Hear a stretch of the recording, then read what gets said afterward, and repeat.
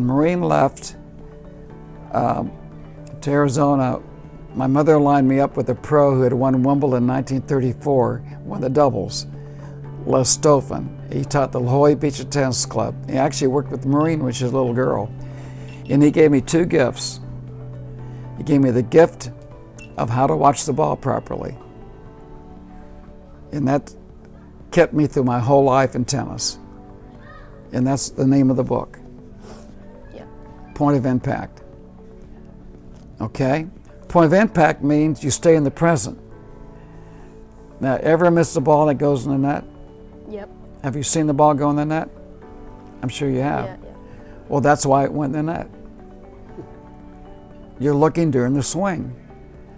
What does Roger Federer do? He stays throughout the whole swing. Really? Well, that's the foundation of tennis. On every stroke, you got to watch the point of impact until you finish the whole stroke. It's only 1 split second. You still see the ball go over the net. But everybody in big point, every juniors, everybody especially, they all look. And that's why they're hitting balls out and choke. That's called choking, by the way.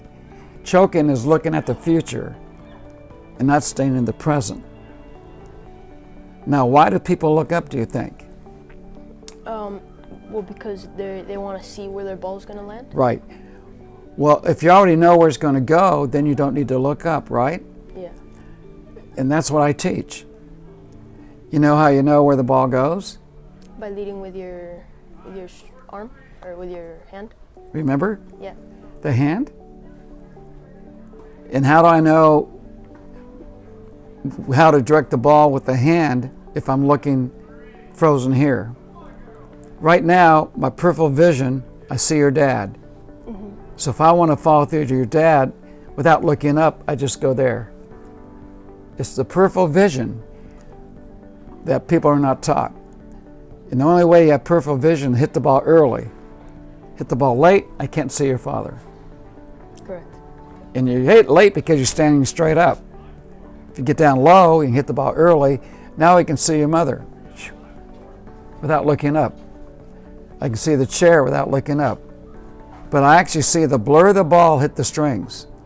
If you don't see the blur of the ball hit the strings, you're not watching it properly.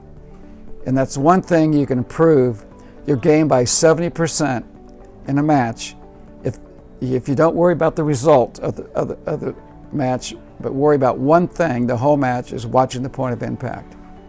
And guess what will happen? You'll have good results. You'll end up winning point after point after point. And your opponent will look up and miss points because they haven't been taught this or emphasized. They've been all say watch the ball, but they haven't really gone to the detail of actually making them stay the whole time.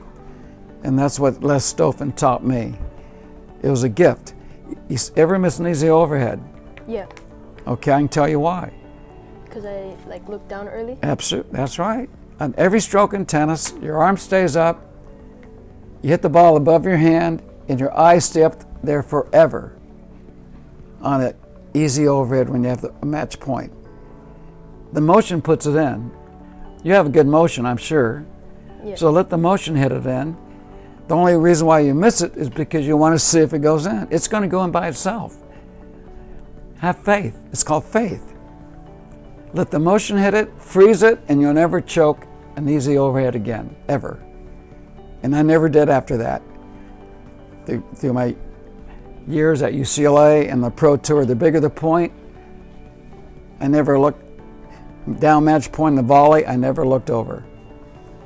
And I still had time to see it go to where it went. Mm-hmm. You don't realize how much time you have. Mentally, you think you have no time, but you actually have plenty of time to swing 1 split second. The ball's not reached the net yet. So you still see where it goes, you still see it come back. It's all psychological. So it's another thing, if the juniors want to improve their game without changing one thing, this is it.